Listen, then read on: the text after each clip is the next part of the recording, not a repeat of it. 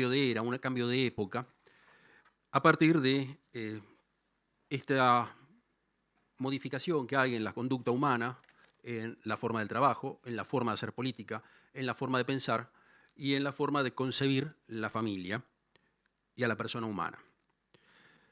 Para eso voy a citar una cita que siempre leí, contada por otras personas, ¿no? que es una frase que se le atribuye a Joseph de Maistre en un libro sobre la historia francesa, que él era un pensador revolucionario francés, que le dice a la marquesa de Costa que la Revolución Francesa no es simplemente un acontecimiento aislado, sino el inicio de una época histórica.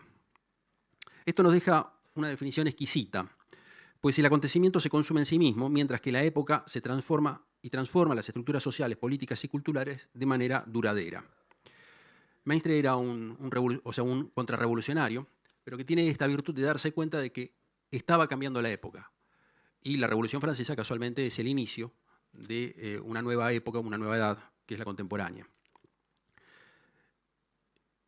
Esto nos lleva a sentarnos en la situación actual, ¿no? Que estamos aparentemente en un cambio de época, donde cambian la forma de ver el mundo, y aquí nos aparece el pensamiento de Toynbee, ¿no? Que dice que la civilización no mueren por destino inevitable, sino porque dejan de responder creativamente a los desafíos que enfrentan.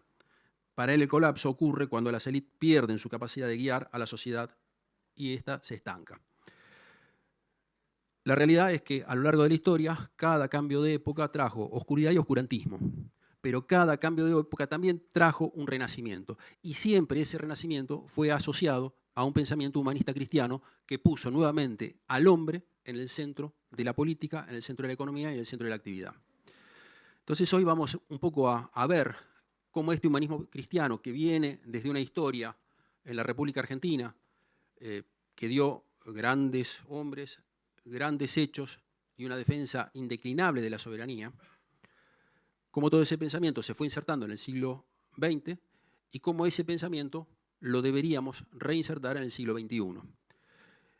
Y como este cambio de época yo lo asocio con la posguerra, post-Segunda Guerra Mundial, me parece que la figura de Enrique Llo es un ejemplo claro de cómo este humanismo cristiano puede ser el elemento transformador de la sociedad que nos proyecte a la Argentina hacia un nuevo siglo. Y en esto tenemos que tener siempre en cuenta que cuando existen estas transformaciones, hay un montón de gente que se queda rezagada y que no observa este cambio de época, y a veces esos países sufren las consecuencias de no haberse adaptado a este nuevo tiempo.